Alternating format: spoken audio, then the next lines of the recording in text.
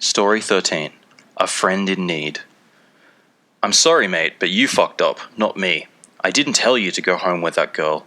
You can't blame me for the consequences of your actions. Dave told his old friend over the phone. It had been 2 weeks since he and his friend had had a big night drinking, which ended up in his friend cheating on his wife.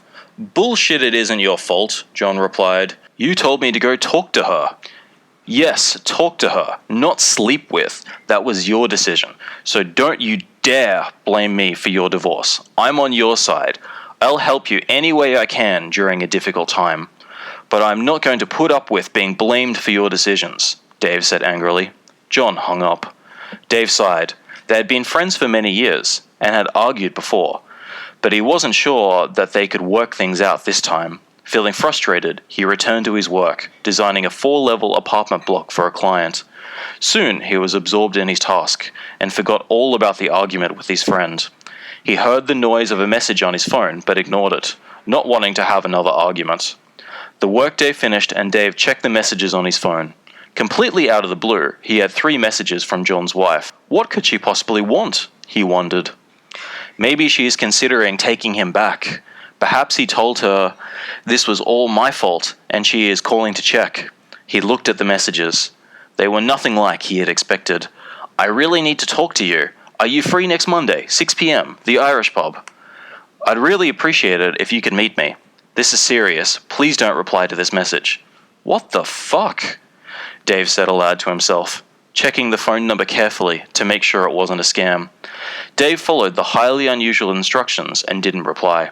He spent the next week guessing, trying to work out what this meeting could possibly be about.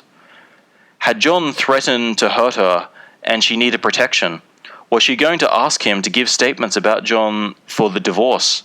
Why didn't she want him to reply? Why so secretive? Finally, the Monday arrived, and Dave found himself waiting at the Irish pub, sipping on a pint of Guinness, waiting for John's wife to show up. Finally, she walked through the door.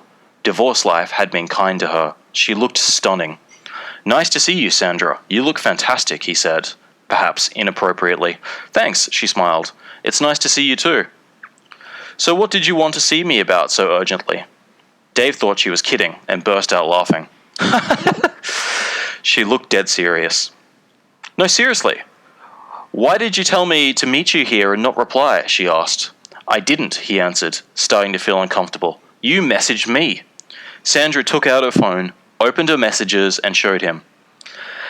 They were from him, his number, but he didn't recall sending them.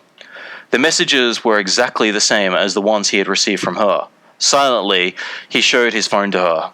This is a bit odd, he said. No, it's not a bit odd. It's fucking creepy, she answered. How did this happen, she asked. I wouldn't have a clue, Dave said. Look, there's nothing we can do about it. We can go to the police tomorrow and ask. But right now, I want to forget about it and have a drink. Do you want to join me? Dave asked. Sounds like a good plan to me, she replied. They had always gotten on well, but that night was different. That night they really connected and saw something in each other they hadn't seen before. The night didn't end with a one-night stand, but it did end with a kiss and a plan to meet again. The weird messages had almost been completely forgotten.